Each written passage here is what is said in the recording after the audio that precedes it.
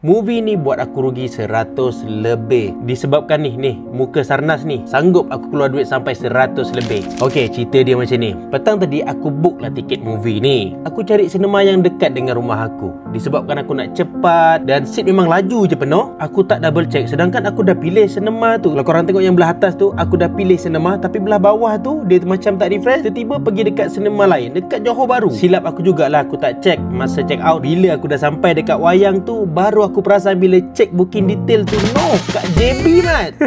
Aku apa lagi nak tak nak, aku pergi dekat mesin kiosk tu untuk book tiket baru, tapi semua seat dah penuh, sold out. Gila punya filem. Lepas tu aku bukalah apps TGV, JNC semua. Aku cari sinema daripada Seremban sampai ke Mid Valley, ICT Mall, semua penuh. Tinggal row paling depan je. Aku kalau seat paling depan ni, aku pening sikit kalau tengok. Aku teruskan pencarian aku. Last aku dapat dekat TGV The Mines Seri Kembangan. Dapatlah seat row keempat yang paling depan. Aku book 2 tiket dan terus daripada Negeri Sembilan sampai ke Seri Kembangan, Selangor. Aku order popcorn dan aku teruskan layan movie ni. Bila aku tengok movie ni, aku macam puff, mind blowing. Sampai kan aku lupa aku ada popcorn sebab terlampau fokus tengok movie ni, tak nak terlepas setiap scene. Aku boleh cakap movie ni paling best lah aku tengok selepas Serif. Lakonan Sarnas tu memang menjadi, plot twist dia memang menjadi, sampai kan aku tak boleh nak teka, semua salah. Camera works dia best, buat aku terpegun. Memang kreatif lah camera work dia. Ada banyak scene dengan sequence yang dia one shot, long take. Apa istilah dia? Dia one shot terus. Dia transition daripada angle ni ke angle lain, dia one shot. Dia tak ada cut. Yang tu memang aku rasa memang kreatif gila. Biasa kalau kita tengok movie, dia cut kan, ni tak ada cut, dia one shot terus. Memang kreatif gila. Fight scene dia pun, oh, aku memang amazed gila. Sebab dia tak ada banyak cut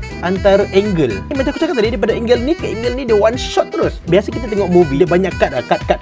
Ni tak ada. Korang faham apa yang aku cakap ni? Aku memang kagum gila dengan filem Blood Brothers ni. Aku boleh bagi 10/10. Kalau korang nak tengok, korang kena book cepat tiket dia sebab memang laju gila seat dia. Even aku tengok yang untuk esok pun dah almost sold out. Book awal-awal takut seat penuh. And by the way, aku record guna mic ni tau, Mauno Wave T5. Macam suara dia sedap kan? Dah lah comel, sedap lah dengan 24 bit audio recording. Memang cukup lah untuk record konten. Siapa yang suka noise reduction tu, mic ni pun ada noise reduction juga. Kalau korang nak dapatkan Mauno Wave T5 ni, link aku dah sediakan. Sempat lagi nak tengok video unboxing, boleh tengok dekat profil aku. Alright, so itulah cerita aku pada hari ni. Walaupun aku rugi 100 lebih, tapi rugi yang berbaloi sebab filem ni memang best. So korang kena book tiket cepat-cepat, takut seat penuh. Make it happen.